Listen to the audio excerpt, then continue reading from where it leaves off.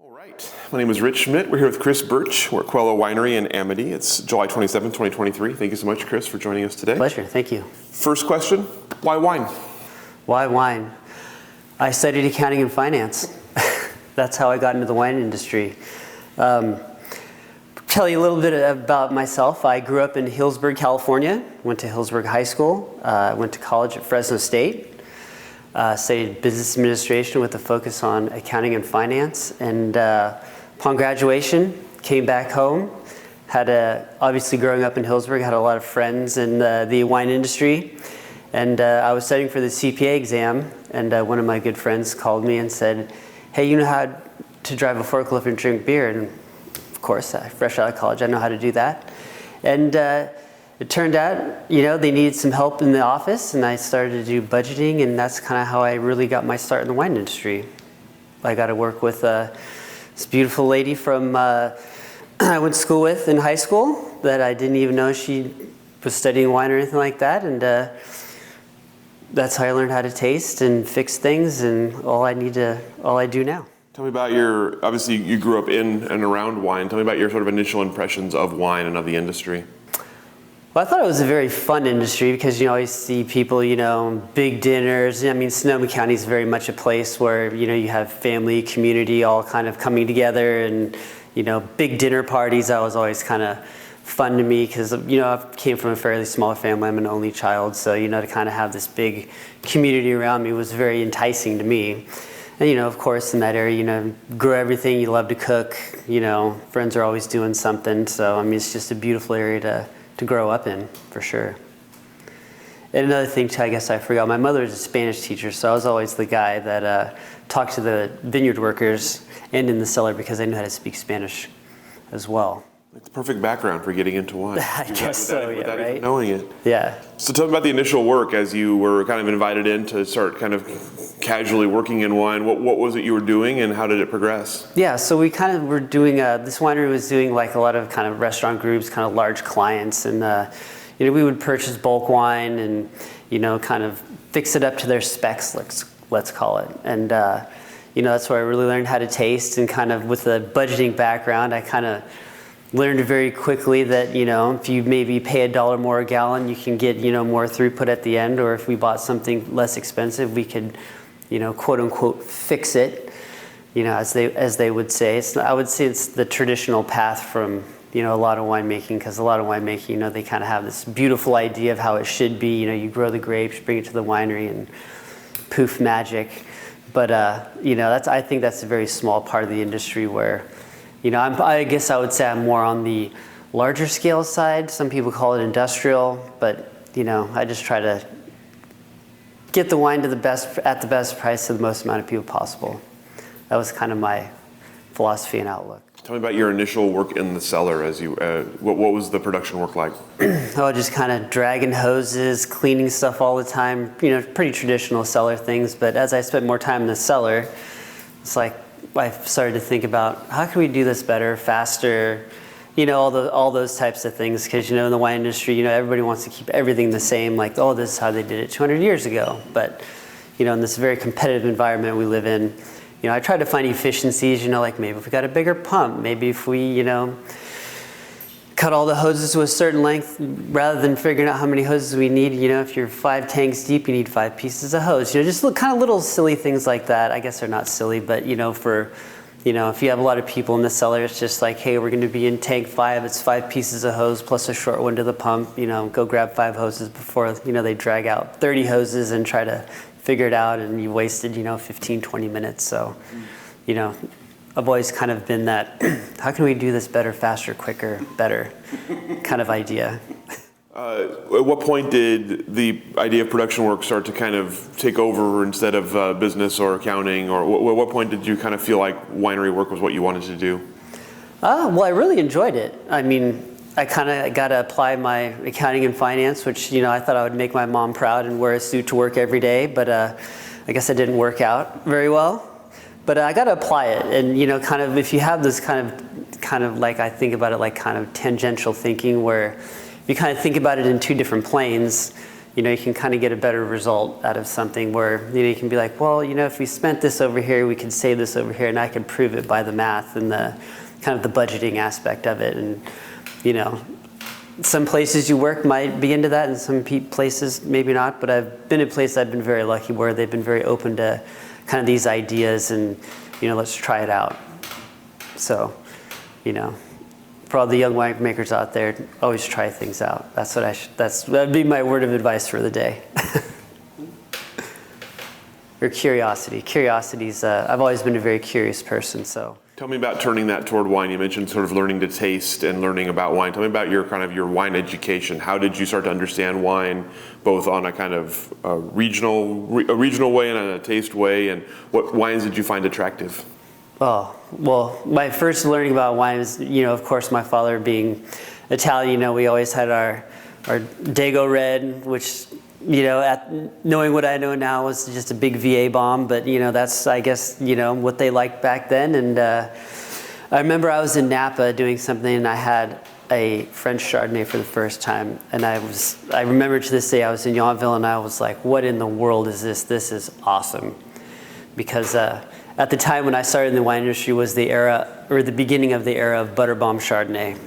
So when I thought about Chardonnay, working in Hillsburg was butter, oak, and more butter, and more oak, and how can we get even more? And then, I was at this place, and I had this French Chardonnay, I believe it was a Corton Charlemagne or something like that, and it was just amazing. Amazing. And then I kind of got into Pinot Noir. I mean, I've always liked Zinfandels and things like that, because that's kind of like I would say the Sonoma County grape, your kind of red blend, Zinfandel-based type things. Like, always enjoyed those. But, being in the industry, you see that go from big fruit bombs to, kind of green to less acidity, kind of all over the place. But, everything has cycles and turns, and it comes back and forth all the time. So, I grew up in the butter bomb era, and then it went away, and now it's kind of starting to come back again. So I'd say wine's, a 10, 15-year cycle of trends, and, in the consumer market, I think that's when people kind of start out with something, they like it, and they kind of grow up and move away from it. We see that as well, even with the wines that we make as well. So as you were kind of getting into the industry, and as you were there, what was sort of the next step for you? How did your sort of journey unfold after that? Well, I was kind of worked in the office, and then of course I went to the cellar, and then they kind of gave me the title of, cellar worker, then assistant winemaker. And then 2013 came around, and the family that I worked for, there was kind of a change in leadership, which didn't work very well for me. And kind of that harvest, I remember in October, it was the last day I was driving a machine picking a field, and I just got on wine jobs and looked for openings, and this was the time Oregon had the great monsoon. So I came up here post-monsoon, pretty much applied. The first place that took me, I was like, all right, I'll be there in 2 days. And I drove up here and never came back, pretty much. Were you excited about Oregon specifically, or was it like the first thing you found?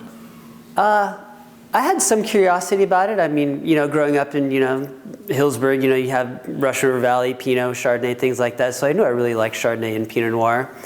And Oregon was kind of like this new up-and-coming thing, kind of fun and cool. And, sure, let's do it. So what was the first thing you did up here? I landed at Tercetum Winery, which is out in Ribbon Ridge, James Fry.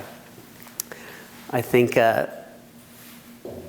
he hired me on Saturday. I showed up on Monday, and they were just starting up harvest again.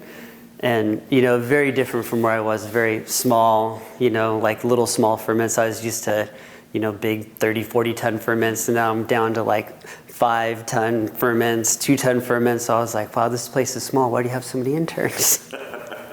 And I think the first day, you could ask James about it, but I think I did the work of like about 2 or 3 interns, like in half the day, and I was already getting bored. So kind of, the smaller thing was nice, because I think it really, showed, kind of focused down on things, because I was just so used to such large production and, big moving, kind of California always moving all the time. So Oregon was a huge change of scenery for me, just trying to slow down, which, at the time I think I needed as well, because I was kind of all over the place, all over the place. What were your initial impressions of Oregon's industry then, or of the people here and of the wines as you were starting to meet people and see wineries? It was slow, very slow, very slow. Very small and very slow. I mean, that was like the first thing in my head. And then as I came around here, I think there's a big difference between California and Oregon. I think Oregon winemakers are much more passionate, much more focused, where kind of California, I feel, they kind of follow trends a little bit more, and they want to be on the forefront of the trend, and I think Oregon just makes their own trend, and they just own it, for sure, 100%. So what were the other adjustments for you? Obviously, you mentioned a different size, different speed. Was working with the grapes up here or working with the equipment up here any different than what you had been used to? Oh, yeah. A lot smaller, a lot more manual type things, like kind of pump overs, a lot of punch downs. I mean, working in a large winery, we have like pneumatic punch down machines, pulse air, kind of integrated pump over devices in the wineries and stuff like that. And, just a lot of manual digging and, being the efficiency guy, and it's like, why don't we, do these things? And it's like, we don't do things like that. We do it like this. And it's like, well, I did it 200 years ago. It's, 2013 or 2020 or, whatever date it is. Mm-hmm. So, yeah, it was good. What was your next step after that? I came here to Coelho in 2016. What was the role and what attracted you to the place? I think I kind of grew out of Tersetum in the sense that, I kind of wanted something bigger because the smaller thing, it was fun and it was working, but I kind of wanted to do something bigger and, a little more volume than Tersetum had to offer. And, we had a conversation and, it's kind of like this I'm looking at, and James wished me the best and applied here and got it and freaked out because now I'm actually in charge of things. Or, you've always had like cellar master, assistant winemaker, you always get kind of things handed down to you, but the first time when you're in charge, it's kind of a, holy crap, what have I got myself into type of thing. But yeah, it was interesting for sure. Well, tell me about that. Obviously, a big transition. So, what were the biggest sort of, as you got to Coelho and you saw what was here, what did you see that was already here, and what did you want to kind of implement in your first year or two? Well, when I first got here, I think they were kind of going through a transition as well. Their son was leaving for Germany, and it was kind of midway through finishing the vintage, starting to bottle, and I knew a little about Coelho wines. I'd tasted them and whatnot, but actually coming and doing the production yourself, it was kind of like I had the conversation and like, what kind of wines do you like, and what do you want to have your name on?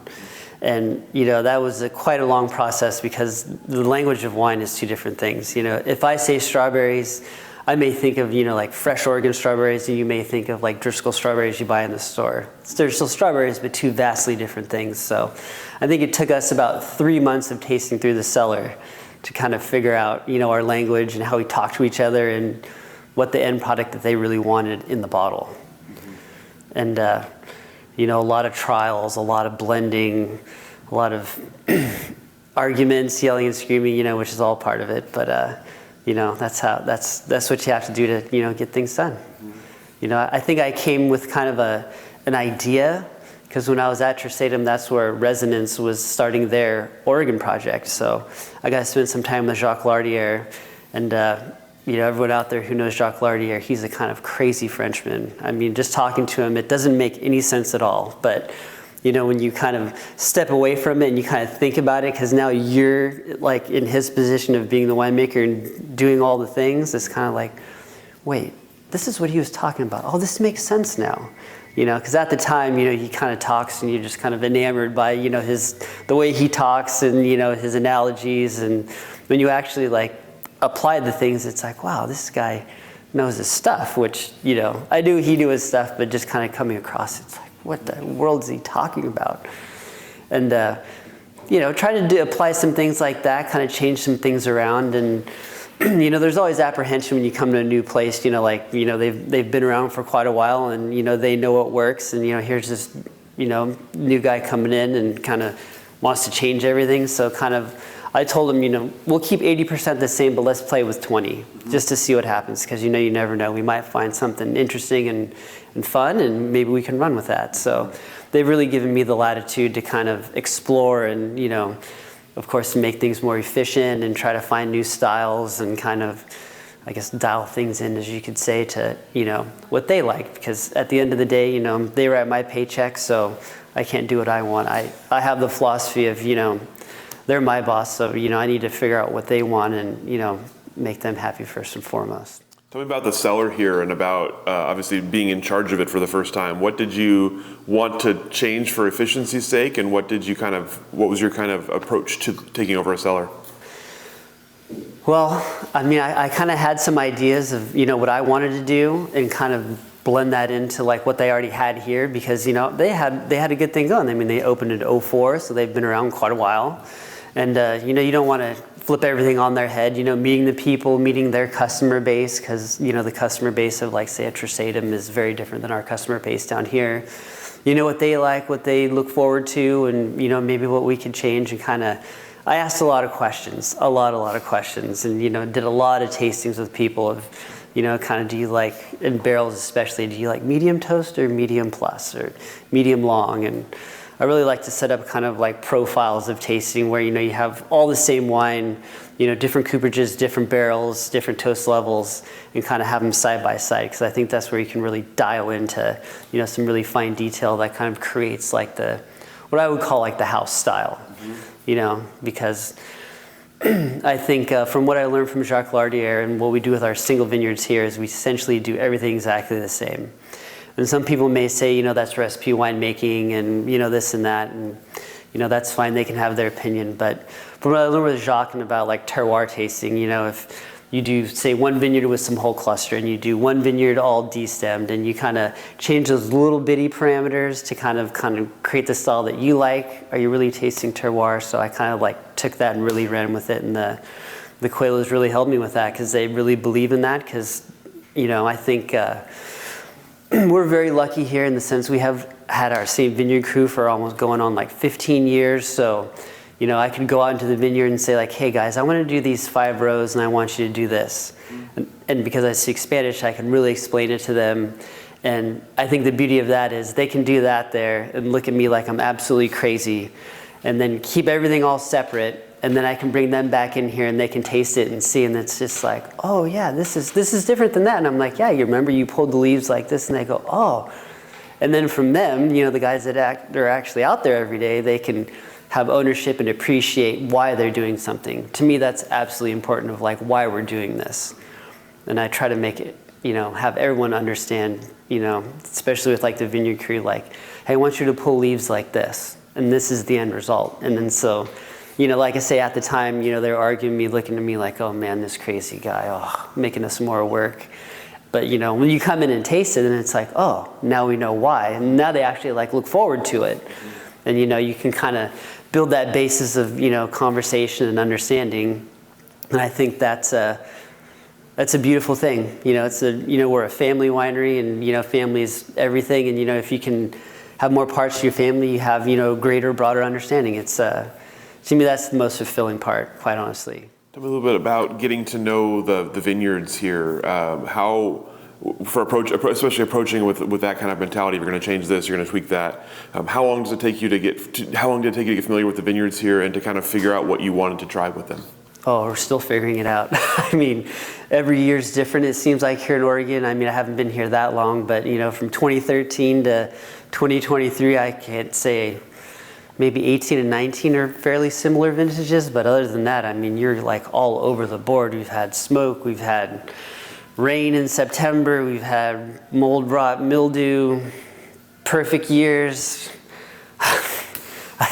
It's hard to say. That's why I try to keep the protocol the same, so that way, just because of like one thing in the vineyard or, this or that, I just try to keep everything the same.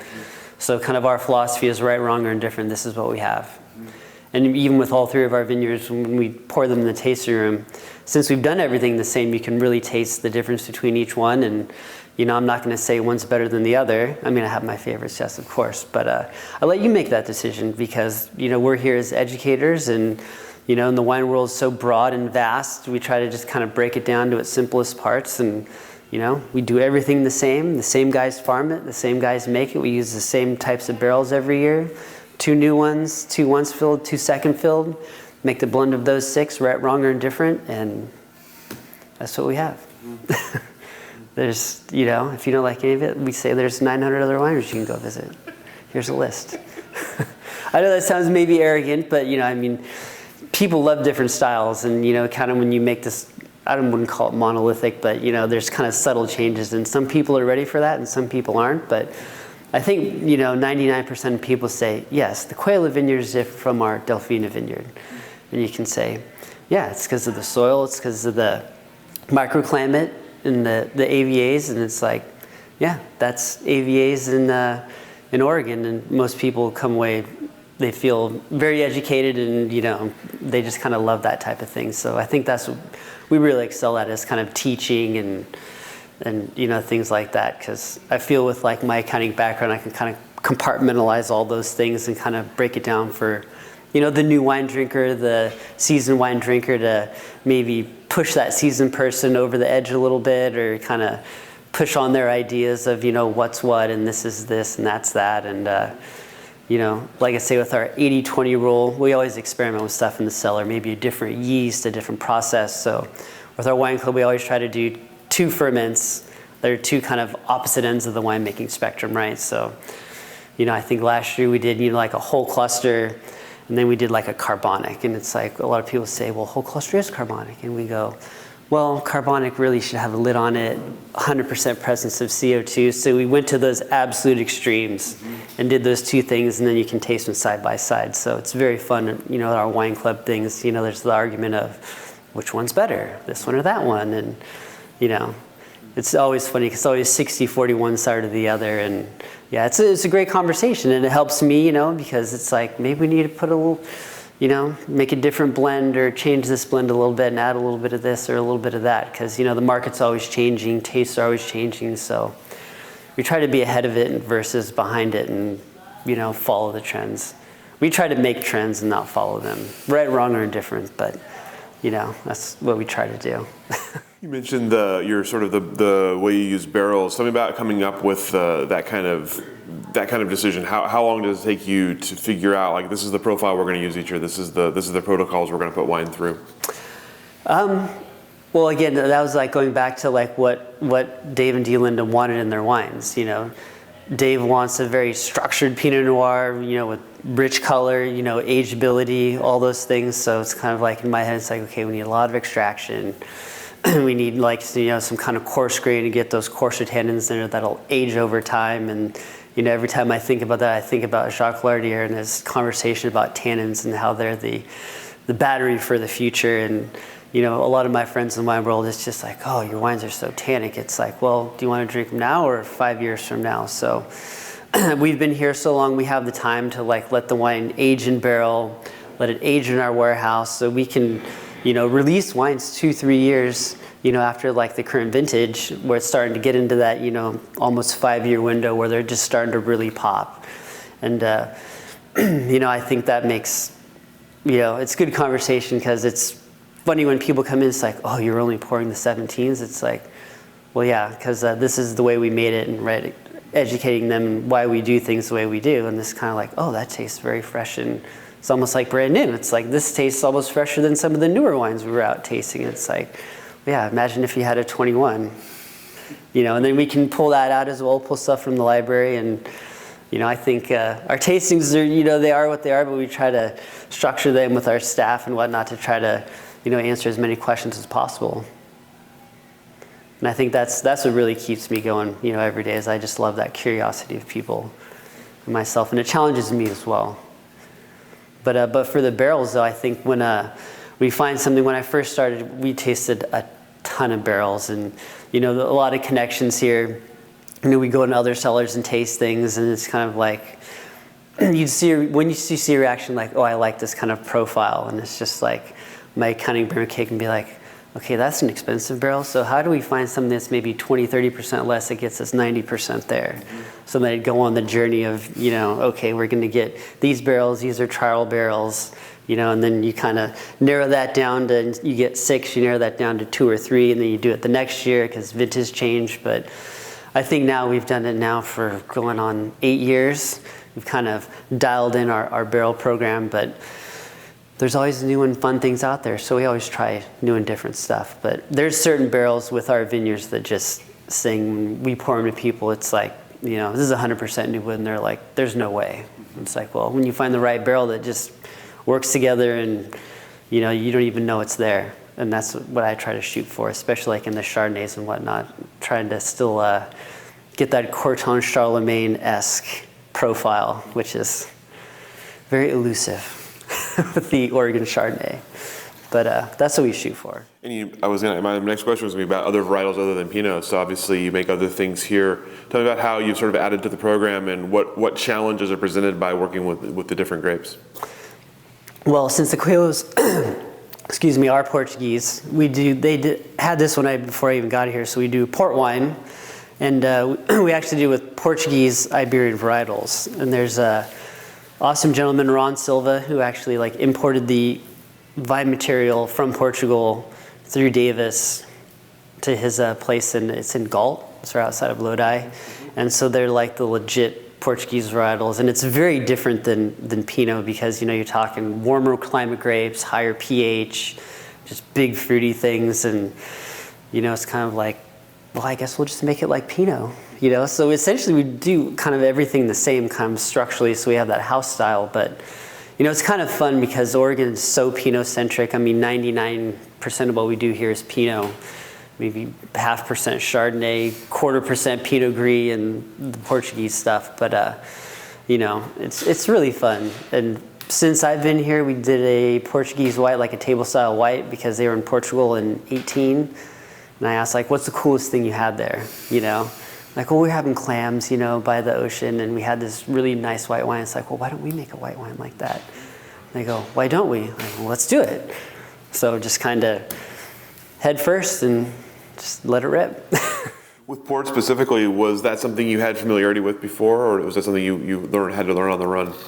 We made a little bit of it in California, but I had to delve into that and kind of how do they actually do it in Portugal and stuff like that. So I try to bring a little bit of that to here as well. But I mean, port's, it's relatively easy. You have your high proof, add it to the press wine, dies, put it in barrel.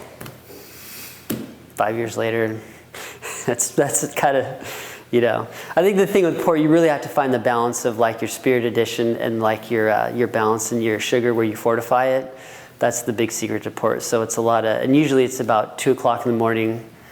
So that's the longest night of harvest for sure. Because you have to add it really slow, and you got to keep tasting, and usually it's just add it, it'll be fine. We're good to go. Because you're just so tired of tasting. So tell me about your, obviously you came in, you had a pretty specific winemaking style, you had a pretty specific kind of idea for how to make wine. So how, if at all, has that changed since you've been a head winemaker, and how would you sort of describe your winemaking style now? I mean, I wouldn't say it's changed too much. I mean, what I think we've done here too is try to, automate, I don't think it's the right word, but kind of add, kind of the new technical things in winemaking, because I was at one of the winemaking shows and I saw this thing called pulse air for the first time, and I'm like, that's like a punch down, but it's like an inverted punch down with air. And I'm like, that would be awesome. I'm like, how do we do that? So I got in touch with Charlie Parks there, and we actually had the tanks plumbed for it, and I'm just like, we need to try this out, because at the time, being an efficiency guy, we had a guy up there pumping over the tanks 45 minutes because we were doing 25-ton ferments, and I'm like, we could probably do this in a lot less time. So, we invested in the machine, and, the first year we used it was a big learning curve, but, we went from, 45 minutes to about 5 minutes, mixing the tanks. And actually from that, we got better extraction, better flavors, and everything. And it was just like, man, this is the coolest thing ever. And, stemming from there, I mean, we've grown quite a bit. We've added more tanks. And, 2 years ago, we took the big leap of kind of getting the automated system where, we can program it to, our specs and parameters for harvest, and I played with pulse air quite a bit, and it's like, I think it's the coolest innovation in the wine space right now for like ferment and stuff like that. And I've kind of parlayed it into other things, like using it to drain tanks as well. And I kind of got a little bit of pushback on that from some peers, like, aren't you worried about extraction and this and that and solids? And it's just like, no, not really. I mean, we kind of deal with it as it is. Certain years are different than others, but I kind of don't mind the solids in wines. I mean, everyone's different, but we use it because some of our wines, and we make some wines for clients as well that, they're kind of very quick to market. So, that kind of process, I don't feel hurts it at all. And, they've very much benefited from that. And I think it was 2019 harvest when, we kind of had a big increase in production where we had the pulse air on the cart, and we had, 5 12K tanks and 3 6Ks. We'd try to pulse, what I mean? It takes 5 minutes to do it, but by the time you hook up the lines and you unhook them and you hook them to the next tank, you're talking 20 minutes to half an hour. So you're talking, 4 or 5 hours, there. And then the fruit comes in. It's like, oh, hey, we got to do this. Did you pulse the tank? Oh, no. So then there's that harvest where it's like, oh, this tank probably didn't get pulsed or pumped over anything in like 2 days. And it was freaking out. So I think that was the point where it's like, okay, we need to do this. And then now we have the automated system. Now it's just like, God, why didn't we get this 5 years ago? But I will say for the people looking into it, it does take time to work, and you really have to play with it. But once you kind of find that sweet spot of kind of programming and, pulse rate, pressure, time, it's awesome. It's really awesome. Because now even when we do tanks, like now we have 50-ton tanks, and traditionally when I first started, we would drain those out. It would take 2-3 hours to drain it. Then you'd have 2 guys in there digging it out 3-4 hours later, and one day, one tank. Now, one guy, we can drain it out 45 minutes, and on to the next one. So we went from 1 tank a day. Now you can do almost 3 a day. And with the investment in like a larger press and all that stuff too. And even with that, I did a lot of research, and it always kind of bothered me how these, when you're pressing, like say Chardonnay, for example, like, oh, you should take a long time, very gentle, and this and that. And in my head, I'm going, you're squeezing this like at 2 bars. How can you be gentle? Like fundamentally in my head, it just didn't make any sense. And then when I was at Trustadium with Jacques Lardier, he just wanted to press it hard and fast, and it's kind of like, it makes much more sense because if you think about extraction, the more time it's in the press, kind of juices coming around the grapes and the stems, you're extracting all that stuff out. So if you just do it kind of hard and fast, you don't have the skin contact time and things like that. So it's like, yeah, we can do that. And then I found a system where rather than pressing on time, you press by volume. So it's a programmable feature. In the press, it works off a flow meter, where if the press is like flowing like underneath your parameter, it'll automatically skip to the next, time portion of the program. So if you had like 5 minutes at 5 millibar, and your flow rate starts tapering down at 2 minutes, it automatically kicks to the next cycle. More pressure, more time, you get your surge of juice, and if it slows down to under the parameter, it'll automatically go. So you can take 3-4 hour press cycle and make an hour and a half, and get the same or more yield. That's better. And it's just kind of like, wow, why didn't we get this 5 years ago? And I don't know, it's funny when I go to other places, it's just like, oh, you guys do this and that there, and it's just like, yeah, it's no problem, really, Other places, we do probably 30, 35 tons an hour processing wise, and I see other places doing like 5 or 6, like, oh, that was a big day, and I'm just like, oh, man. So, yeah, it's fun. It makes harvest fun and challenging, and it kind of gets us going. Kind of like when we get the big load of fruit, and it's like, all right, we got to do this in an hour. Let's go. Especially with the interns, it's like, if we can do it, you can do it too. We dare you. So a lot of competition around here for harvest, especially. I think we love the competition, and I think. I kind of have a very much can-do attitude, so if you say I can't do it, I'm going to try even harder to do it. So, and then I think Dave's very much like that too. It's like, you can't tell that guy no. if you tell him no, he'll try harder. And then you get me on there too, so then you get both of us do it, and yeah, get out of the way. You mentioned the growth and all of that. Tell me about sort of scaling and how, obviously you came from higher production background, but tell me about scaling a place like this. What were sort of the biggest challenges to making more wine here? Space. We're in a very tight space. I mean, we're in town. I mean, we don't have the luxury of kind of expanding out and like say to the acreage, so we have to kind of, pack things in here like sardines. So Portuguese like sardines, so I guess they're very good at packing things in there. So kind of our policies are just kind of funny. The Coelhos have 13 grandkids now, so every time there's a new grandkid, I get a new tank, because all the tanks are named after the grandkids. So we need to get that in the budget for next year. So it seems like every time we get a tank, it's bigger. But yeah, and always just kind of like looking for other things to do. I mean, it's always helpful when you can bring clients on to kind of help finance those things. And of course, like being a finance guy, it's like, okay, if a tank costs XYZ, if we had XYZ and client custom crush coming in, there's outlay of money, but it kind of covers the costs, and you're kind of net zero, money out because it's coming in. I kind of try to strategize, about things like that, custom bottling, and trying to make deals with our, bottling company to, for long-term contracts for fixed pricing, so we can really adjust, our rates and, capitalize on the growth of the Oregon wine industry. Obviously you mentioned custom crush and working with clients. Tell me about when a client approaches you or when you're working with a client. Tell me about figuring out what it is they want and hitting the mark. How do you approach that, and how do you sort of communicate with them what you're going to be making for them, or how you're going to make it? Yeah, so I really try to get to them like what works best for me is if they want to make like a certain style, let's just say Mayomi, for example, right?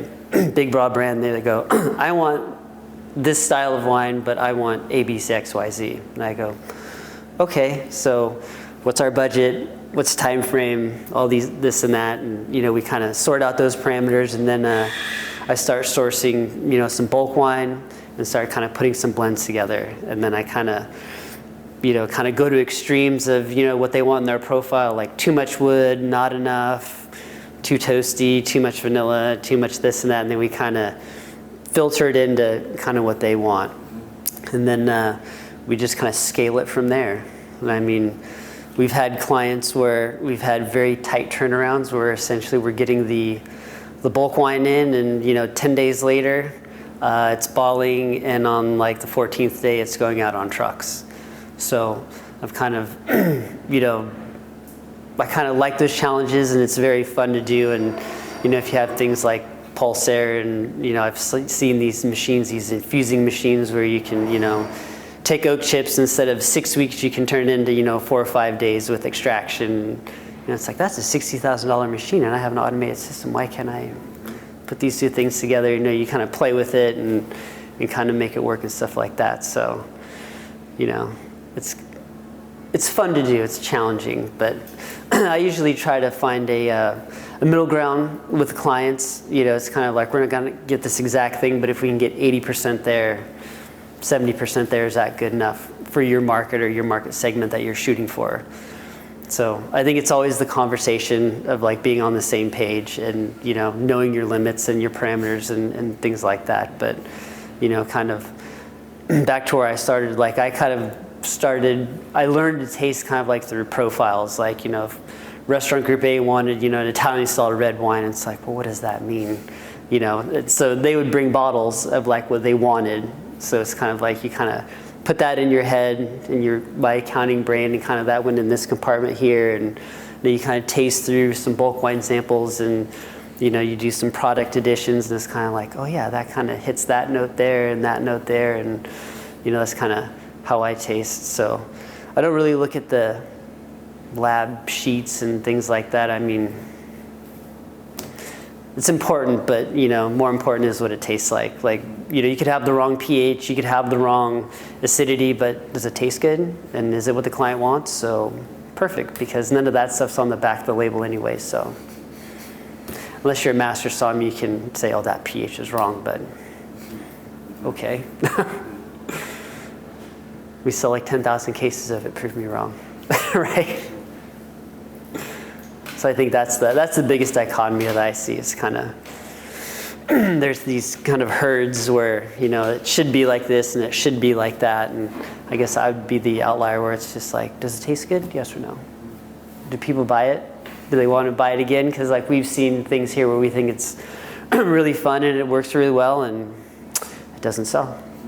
Because you can make the best 100-point wine ever, but if it doesn't sell, it's not I don't know if I'd have a job for very much longer.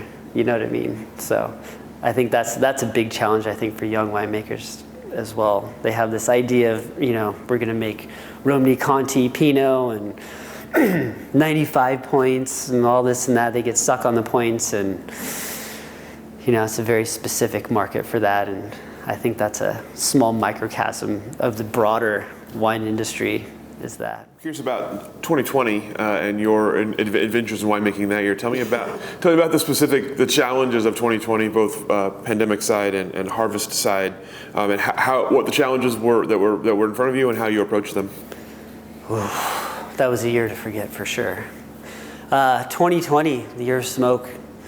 We I would say I have some very good relationships because I'm very open to trying products, and I work very closely with our we call them, I would say, I call them magic products, our magicians call it, and it's kind of like, okay, how do we deal with this stuff? And it's kind of like, oh, you could do this, you could do that, and I'm just like, hey man, I got to make like 50,000 cases for this client, and we already have orders for it. And this can't be messed up. So I guess I was worried and kind of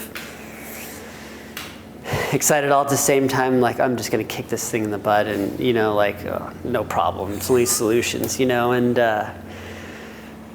yeah, it was challenging for sure. But I think 2020, I was very proactive about it. I think a lot of people, kind of rolled with it, with the smoke, and I think certain vineyards were affected more than others, but I was very proactive. Like I did all my treatments in the fruit juice phases before it even got to ferment, because from my research and findings that once you kind of free that smoke molecule, like in the ferment, and it kind of attaches to that alcohol molecule, that's when you have the biggest problem. So what we try to do is kind of break that down, find it out before any of that happened. So I think we did pretty well. I mean, we got it all sold before. We were already bottling like 21s. Like 21 couldn't come out fast enough.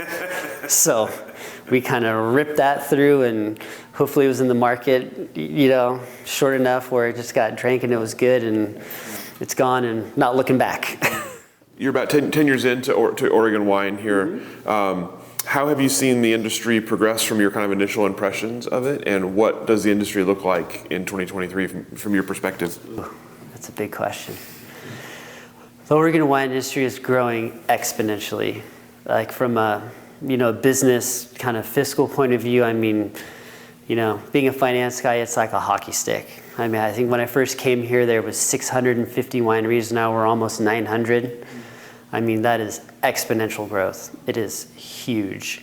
And this last year, I was on a panel at in Portland at the Wine Symposium, and I got to talk because Bree Stock, she knows I'm a finance person, and we were talking there about kind of growing, the wineries that are kind of growing from your 5 to 1,000 cases to 3,000. That seems to be like the big jump in the Oregon wine industry. And an interesting fact that I found out that almost 70% of wineries are sub 3,000 cases. And when I think about that for what I do here, I go, that's one tank. I go, I bottle that in a day, essentially. And it's kind of like, for me, it was kind of hard to put it in retrospect, but like kind of thinking about the numbers and looking at that, like, wow, there's a lot of small wineries. And I think that's a benefit and a detriment all at the same time. I think the biggest problem facing Oregon right now is there's too many small producers. And when you kind of have that dichotomy in the market with a small community like Oregon, you have like the big guys who are loved and hated, and then you have the small guys who are loved and hated by all the big guys. So you have this kind of balancing beam where if you're kind of in the middle, like you're say 3 to like, I would say 5 to 8,000 cases, that we call that like the death zone, because you want to get, that's the point where you start to need distribution, kind of in Oregon, maybe a few states, national, but you're not big enough for the distributors to even pay attention to you. So I think this is causing this kind of snowball of I need to grow. But now that everyone is growing and everybody wants to come up here, fruit prices are just going absolutely through the roof. And, from what I talk at the symposium was, what's the most important thing about winemaking? It's cost per gallon. Being a winemaker, cost per gallon is tantamount, because if you're paying $4,000 a ton for fruit and you're only extracting out, say, 150 gallons, that's your fixed price. So if you want to be in the restaurant glass pour, say $20 a bottle, wholesale price category, you're already losing money. And it's kind of like, well, I want to be tasting room and sell $80, $90 bottles. Well, that's probably 80% of the Oregon wine industry. And what happens to the person who wants to buy a $50 bottle? You've already priced yourself out of some of those markets. So a lot of these new guys that are coming up here and have these grandiose ideas, I try not to deflate the bubble, but maybe let some of the air out slowly, And I think that's one of the biggest challenges that really kind of troubles me, is I see the guys that are growing and they get that big growth and they kind of start to do it and then they run out of space. Because I think Oregon wineries, they've kind of set themselves and like, we're going to do 5,000 cases. And then that demand starts kicking in and that opportunity comes around and we're just going to do another 2,500 in this thing. And it's like, where do we do it? And, we've built this place for scale here. So to us, I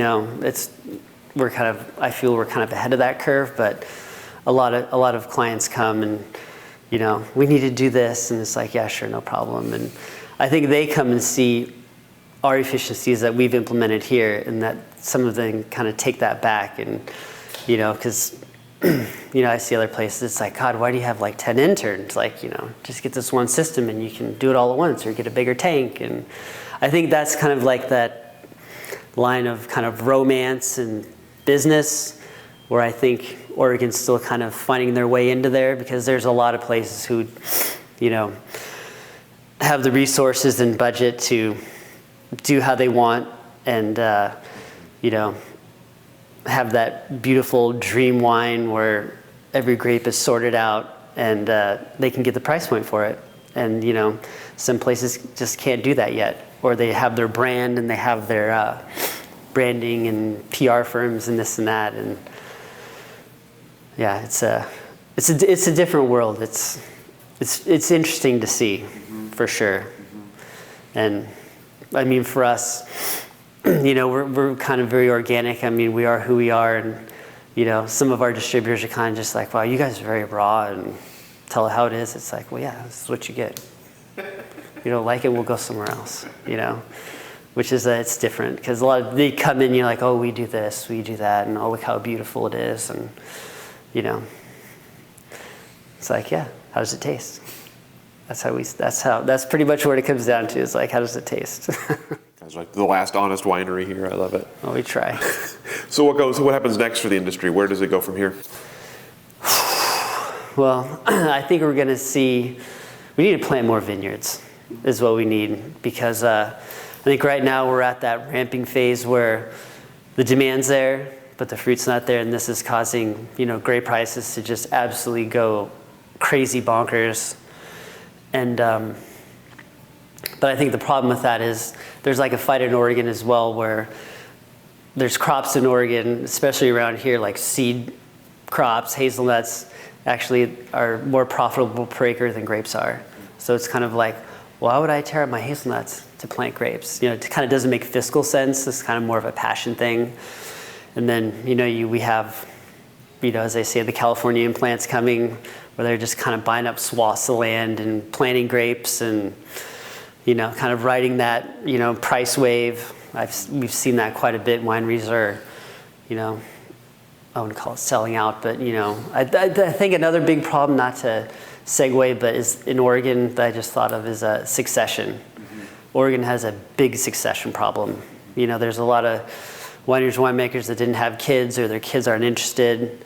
I think that's going to be a big problem. Well, I don't call it a problem, but point of contention in the industry going forward, because you have some big name wineries that are maybe wanting to retire, change the reins, and they might get gobbled up by the big corporate brands, which I think it's a good thing myself, because those big corporate brands have the the leverage and the distribution to really get Oregon out beyond Oregon and out across the U.S. And I think that's one of the biggest things, because you hear the ramblings within the industry like, oh, we need to be nationwide, but there's maybe 5-6 wineries that can really supply that hole, with that much volume for the national markets, because prices are very different, east of the Rockies versus on the West Coast. A $20-$25 bottle, that's someone's date night wine that they might buy once a month. Where here, we almost look at it as like, that's cheap, it's probably not good. So, there's that big dichotomy of, economics, where you are. Cabernet still reigns supreme, but I think Pinot's kind of coming up behind. So, we have to convert the East Coast cab drinkers, the Washington cab drinkers, stuff like that. So, and then that's a stylistic thing, because, if you have that Pinot file, it should be light, very delicate, and then you start making Pinot like Cabernet, blue, black, a lot of color, that dark ruby, and they're like, this isn't Pinot. And it's like, well, then you kind of catch yourself in there, and, if you're making a lot of volume of that, it's kind of like, ooh, this isn't what the market wanted. Ay, what do we do now? So I think if you stand behind what you do and, explain and kind of teach your customer base, like what you're doing and why, I think that's helpful. But I think kind of generally, broadly speaking, I think that's a problem going forward. Because, some influencer could, flip the industry on its head. Maybe Oregon's going to make butter Chardonnay in 5 years. I don't know. I know how to do it, but I don't look forward to it. But it could happen tomorrow. That's how fast, trends kind of change, even though it's hard to change trends in the wine industry since you can only do it one time a year. And you'll have one shot at it. But, with technology and blending now, you can make all kinds of crazy things go on. What about what's next for you? Let's start here at Coelho. Tell me about sort of as what you're looking ahead to and work here, new challenges or projects here, and what's sort of on the horizon. What's on the horizon? I need more tanks. It's more grandkids. Yeah, more grandkids coming. But no, we're just trying to iron out our production, knock down some more distribution. What we're really trying to do is kind of expand on our kind of mid and upper tier levels, because we feel we have 3 great AVAs, and it kind of kills us. We spend all this time making all this wine to put it in like a distribution grade bottle. We want a little more D2C and things like that. So how do we do that and kind of keep that market going as well? And we're getting a lot of work from, client base, a lot of these clients that are growing, coming to us and, looking guidance for us about how to expand and grow and things like that. Well, some guys come here, they might be building a winery to, take their production over there once they've grown into it, things like that. But it's always a fun and interesting challenge, just kind of keep the ball rolling and try to produce great wines that everyone can enjoy. I was thinking about new projects on the horizon. We're starting our sparkling project, which has been almost 4 years in the making, because from what I see out in Oregon, a lot of people are doing the vintage sparkling. And since we do ports here, we do a lot of non-vintage port, and a lot of the champagne houses, they kind of have their house style. And it's a lot of non-vintage blending and things like that. So I kind of had the idea of we should keep some sparkling back and do non-vintage blend and have it be like the port and stuff like that. And, kind of make the house style first before we start to get into vintages and things like that. So kind of working on that, so you have all the kind of different components and pieces and things like that. And never tried it out with a few, kind of small runs, like 25 case, kind of little experiments here and there to kind of see like stylistically what we like, what pressure we like. And because I mean, you talk about sparkling, you think wine has a lot of parameters, multiply it by about 5 for sparklings. You have pressure, you have dosage, you have your blends, do you do all Pinot, do you do Chardonnay, do you oak fermenting, barrel fermenting, how you press it, all the parameters. So still trying to work those things out. About on a more personal level, anything else you're looking ahead to outside of wine? Anything else on the horizon that's fun for you? Fun for me? No, I just like to work. I like to stay busy. As my wife can pretty much tell you that, yeah, I'm working all the time. Maybe a little vacation. My daughter's like 5 now. Hopefully she can start coming around here and help me drag hoses and kind of pass down to her, what I do. And I mean, my wife works the industry as well. She manages a wine club and works in the taste room as well. So we're kind of a good mix because she works on the front end, I work in the back end. So she can ooh and ah people and I can answer all their technical questions. So it's fun. Yeah, no, I just hope, we can expand and, just kind of keep doing what we're doing. I think my ultimate goal is I'd love to make, for me, like my target goal, I want to make 250,000 cases by myself with how we do it. Ultimate goal. That is an ultimate goal. Yeah, yeah. Because I mean, at this facility in 2018, we bought our crossflow filter. And since then, we bought it in September we just got done with big bottling last week. We've done almost 1.3 million gallons. So that's quite a bit of gallons right there. So yeah, in our little, we're about a 4-man crew here, 5-man crew sometimes. So we move stuff around. So always got something going on. Stay busy, it keeps you young.